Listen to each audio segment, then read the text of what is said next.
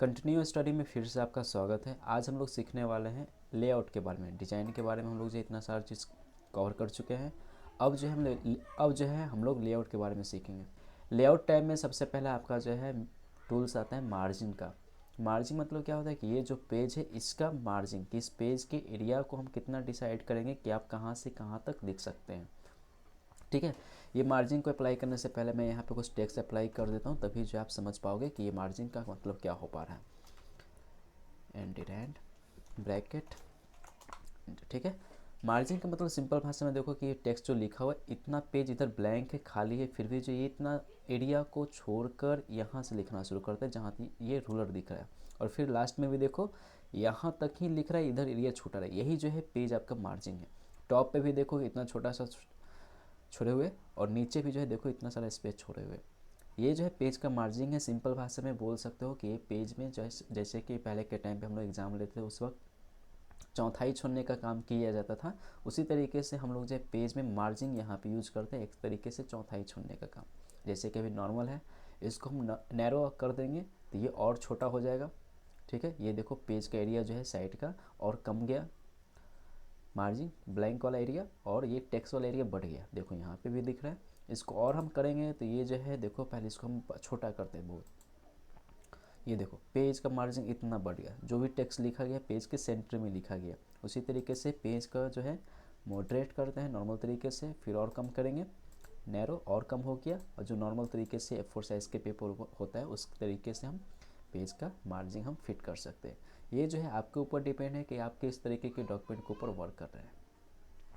दूसरा बात है यहाँ पे ओरिनेशन का। इसके ऊपर क्लिक करेंगे तो ये जो है पेज को रोटेट करता है। विद का जब भी कोई डॉक्यूमेंट लिखते हो, टेक्स्ट लिखते हो, तब यूज़ किया जाता है। लैंडस्केप जो है यहाँ पे देखो क्या चेंज हुआ, इधर ब्लैंक एरिया है, इधर कुछ भी नहीं, फुल पेज का कुछ एरिया नहीं दिख रहा है।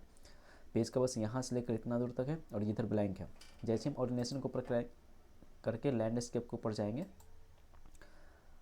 तो ये देखो कि पेज के एरिया का चौड़ाई जो है यहाँ पे बढ़ जाता है।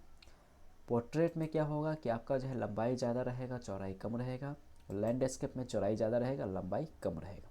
ठीक है, यही इसका जो है डिफरेंट होता है पोर्ट्रेट एंड लैंडस्केप में। पोर्ट्रेट जो है डॉक्यूमेंट लिखने में यूज़ किया जाता है। लैंडस्केप जो है कोई भी डिजाइनिंग के ऊपर आप काम करो उस वक्त यूज़ कर सकते हो।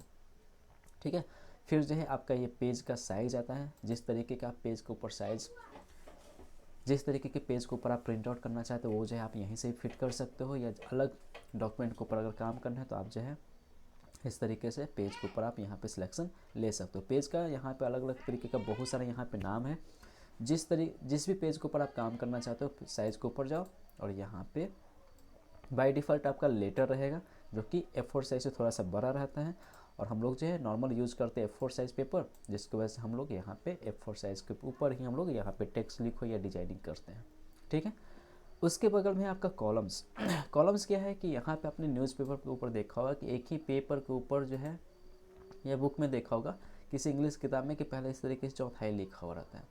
ठीक है, और उसका नीचे ऊपर से लेकर नीचे तक पढ़ते हैं, और फिर जो है सेकंड कॉलम के ऊपर जाकर हम लोग पढ़ना शुरू करते हैं।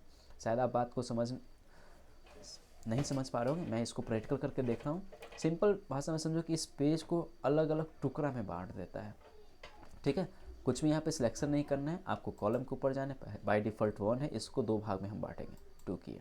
अब देखो इस तरीके से टेक्स्ट को डिवाइड कर दिया है। यही मैं कह रहा था कि आपने जो है किसी इंग्लिश के बुक में आपने जो इस तरीके का, ये SST के बुक में आपने इस तरीके का टेक्स्ट को लिखा हुआ देखा होगा, जो कि हम लोग यहाँ से लेकर यहाँ तक पढ़ते हैं। ये पैराग्राफ नीचे कॉलम तक यहाँ तक पढ़ते हैं, फिर जो हम यहाँ से पढ़ना स्टार्ट करते हैं।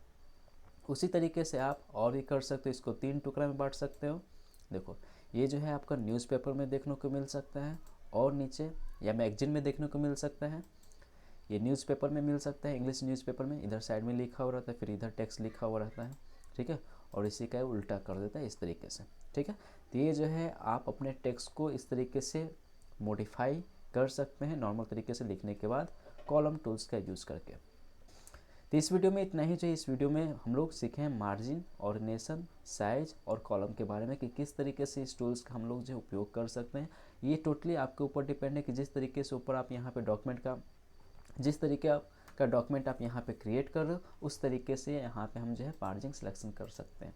सबसे पहले कहा जाता है कि जब कोई भी डॉक्यूमेंट हम क्रिएट करते हैं, जब कोई डिजाइनिंग हम करने जाते हैं, तो सबसे पहले हमें जो है पेज का लेआउट सेट कर लेना चाहिए, पेज का मार्जिन सेट कर लेना चाहिए, जो कि हम अपने डॉक्यूमेंट के मुताबिक जब कभी भी हमको प्रिंट करना हो तब उसमें हमको दिक्कत ना हो, प्रॉपर तरीके से आपका लिखा हुआ टेक्स्ट कर सकते हैं।